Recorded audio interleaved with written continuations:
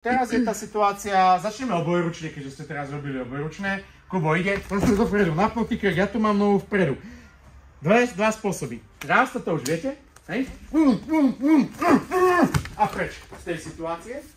Alebo, ak by z nejakého dôvodu mal super dlhšie ruky, alebo by sa to nedalo, napnem krk, nájdem prst, zlomím prst, bum, a utekám preč. Vysvetlím. Prvú situáciu viete. Hlava je vpredu, ruky sú tu. Ak má, nedaj Bože, takto ruky, väčšinou budú mať tí superi ruky tu, dajme tomu, že sa mi nedá tu dobre udierať, hej, to viete, hej, úder, bum, bum, budem robiť všetko preto, aby išiel, bam, bam, bam, to je jedno, môžem aj takto hlupo udierať, ja potrebujem, aby on pustil, hej, keď to nejde, obidva lakte idú hore a hľadám prsty, ako keby som hral na klavír.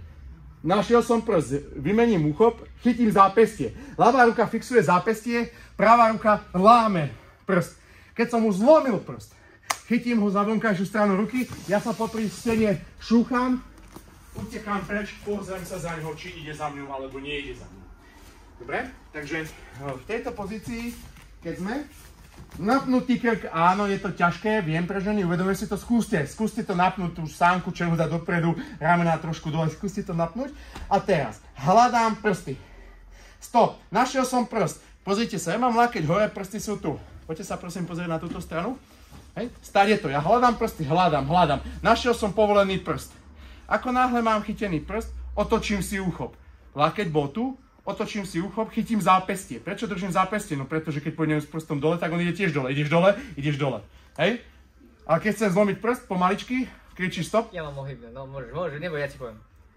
Dobre, stop. Nie, normálne môžeš, tak ja mám hyper. Ešte môžeš. Dobre, stop, už bolo, už sa ja bojím teraz. Chytím ruku. A teraz, nerobte toto. Používajte stenu ako vášho kolegu. A ja som sa popri tej stene zviezol. Dobre, ak tam bude drsná omietka, vakovka vonkajšia, no tak mám v oblečení. Ale kašľa na to. Hej, čo som spravil do vzduchu, ďakujem. Bum, hej, chcem ale aj toto, hlava dopredu. Ťa zaviem! Hej, a tu bude toto, aby on to vedel nájsť. Teraz chcem, aby ste si do toho pridali ďalší krok. Útok, ťa zabijem. Ty štetka, alebo hocičo, to je proste jedno, naschvál, presne tieto slova, ktoré padajú počas tých útokov. Hocičo, proste, aby to bolo veľmi nepríjemné. Keď aj s tým oným zvukom.